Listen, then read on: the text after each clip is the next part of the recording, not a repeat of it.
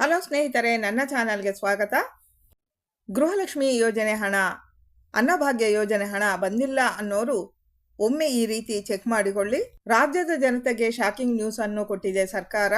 ಯಾರ ಹತ್ರ BPL ration card ಇದೆಯೋ ಅಂತವರ 40 ಲಕ್ಷ ಜನರ ರೇಷನ್ ಕಾರ್ಡ್ ರದ್ದು ಮಾಡ್ತಾ ಇದ್ದಾರೆ.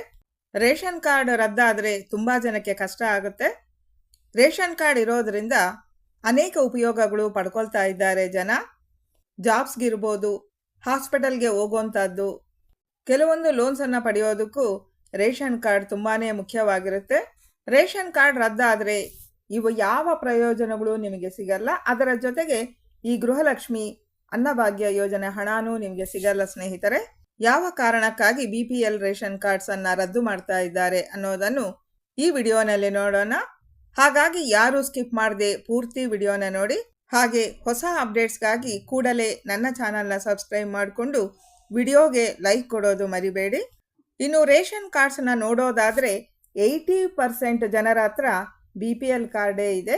ಇನ್ನು 20% ಜನರ ಹತ್ರ ಮಾತ್ರ APL ಕಾರ್ಡ್ ಇರೋದು. ಸಬ್ಸಿಡಿಗೋಸ್ಕರ ರೈತರು ಮತ್ತಿಷ್ಟು ಸೌಲಭ್ಯಗಳಿಗೋಸ್ಕರ ಬೇರೆ ಅವರು BPL ಕಾರ್ಡನ್ನು ಯೂಸ್ ಮಾಡ್ತಾ ಇದ್ರು.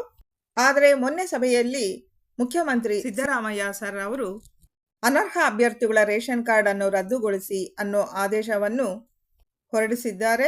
ಅನರ್ಹ ಅಭ್ಯರ್ಥಿಗಳು ಯಾರು ಅಂತ ನೋಡೋದಾದರೆ ವೈಟ್ ಬೋರ್ಡ್ ಕಾರ್ ಇರುವಂಥವರು, 3 ಎಕರೆ ಜಮೀನು, ಸ್ವಂತ ಟ್ರ್ಯಾಕ್ಟರಿ ಇದ್ದವರು, ಸರ್ಕಾರಿ ನೌಕರರು, ವಾರ್ಷಿಕ ಆದಾಯ 1.20ಕ್ಕಿಂತ ಜಾಸ್ತಿ ಇದ್ದವರು. ಈ ರೀತಿ ಅರ್ಹತೆಗಳು ಇದ್ದ ಅಭ್ಯರ್ಥಿಗಳು BPL ಕಾರ್ಡ್ಗೆ ಅನರ್ಹರು. ಅಂಥವರ ಕಾರ್ಡ್ ರದ್ದುಗೊಳಿಸಿ ಅಂತ ಸರ್ಕಾರನೇ ಹೇಳಿದೆ. ಈ ರೂಲ್ಸಿಂದ ಲಕ್ಷಾಂತರ BPL ರೇಷನ್ ಕಾರ್ಡ್ಸ್ ರದ್ದಾಗ್ತಾ ಇದೆ ಸ್ನೇಹಿತರೆ. 10 ಕಂತಿನವರೆಗೂ ಗೃಹಲಕ್ಷ್ಮಿ ಅನ್ನಭಾಗ್ಯ ಯೋಜನೆ ಅಡಿ ಹಣ ಪಡೆದಿರುವವರು ರೇಷನ್ ಕಾರ್ಡ್ ರದ್ದಾದರೆ ಇನ್ನು ಮುಂದೆ ನಿಮಗೆ ಯೋಜನೆಗಳ ಹಣ ಸಿಗಲ್ಲ. 11 ಮತ್ತು 12 ಕಂತಿನ ಗೃಹಲಕ್ಷ್ಮಿ ಹಣಕ್ಕಾಗಿ ಗೃಹಲಕ್ಷ್ಮಿಯರೆಲ್ಲ ಕಾಯ್ತಾ ಇದ್ದಾರೆ. ಕೆಲವರೆಗೂ ಹಣ ಬಂದಿದೆ ಅಂತ ಹೇಳಲಾಗ್ತಿದೆ.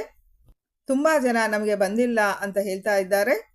ಹಣ ಬಂದಿಲ್ಲ ಅನ್ನೋರು ahar.in.com ಅನ್ನೋ ವೆಬ್ಸೈಟನ್ನು ಓಪನ್ ಮಾಡಿ ಈ ರೇಷನ್ ಕಾರ್ಡ್ ಅನ್ನೋ ಆಪ್ಷನ್ ಸಿಗುತ್ತೆ. ಅಲ್ಲಿ ರೇಷನ್ ಕಾರ್ಡ್ ಅಲ್ಲಿರೋ ನಂಬರ್ ಹಾಕಿದರೆ ಸ್ಟೇಟಸ್ ಏನು ಅನ್ನೋದು ಗೊತ್ತಾಗುತ್ತೆ. ಆ್ಯಕ್ಟಿವ್ ಅಂತ ಇದ್ರೆ ನಿಮ್ಮ ರೇಷನ್ ಕಾರ್ಡ್ ರದ್ದಾಗಿಲ್ಲ ಅಂತ ಅರ್ಥ. ಇನ್ಆ್ಯಕ್ಟಿವ್ ಅಂತ ತೋರಿಸಿದ್ರೆ ನಿಮ್ಮ ರೇಷನ್ ಕಾರ್ಡ್ ರದ್ದಾಗಿದೆ ಅಂತಲೇ ಅರ್ಥ ಮಾಡಿಕೊಳ್ಳಿ. ಒಂದು ವೇಳೆ ನೀವು ಅರ್ಹ ಅಭ್ಯರ್ಥಿಗಳಾಗಿ ಇನ್ಆ್ಯಕ್ಟಿವ್ ಅಂತ ತೋರಿಸಿದ ಪಕ್ಷದಲ್ಲಿ ದೃಢೀಕರಣ ಪತ್ರವನ್ನು ಮಹಿಳಾ ಮತ್ತು ಮಕ್ಕಳ ಕಲ್ಯಾಣ ಇಲಾಖೆಗೆ ಹೋಗಿ ಸಬ್ಮಿಟ್ ಮಾಡಬೇಕಾಗುತ್ತೆ. ಆಗ ಅವರು ಪರಿಶೀಲಿಸಿ ಸರಿ ಮಾಡುತ್ತಾರೆ ಸ್ನೇಹಿತರೆ. ಹಣ ಬಂದಿಲ್ಲ ಅನ್ನೋ ಅರ್ಹ ಅಭ್ಯರ್ಥಿಗಳು ದಯವಿಟ್ಟು ವೆಬ್ಸೈಟ್ ಓಪನ್ ಮಾಡಿ ಚೆಕ್ ಮಾಡಿಕೊಳ್ಳಿ. ಮತ್ತಿಷ್ಟು ಅಪ್ಡೇಟ್ಸನ್ನು ಮುಂದಿನ ವಿಡಿಯೋನಲ್ಲಿ ನೋಡೋಣ. ಹಣ ಬಂದಿದೆ ಬಂದಿಲ್ಲ ಅನ್ನೋರು ದಯವಿಟ್ಟು ಕಮೆಂಟಲ್ಲಿ ತಿಳಿಸಿ. ಧನ್ಯವಾದಗಳು ಸ್ನೇಹಿತರೆ.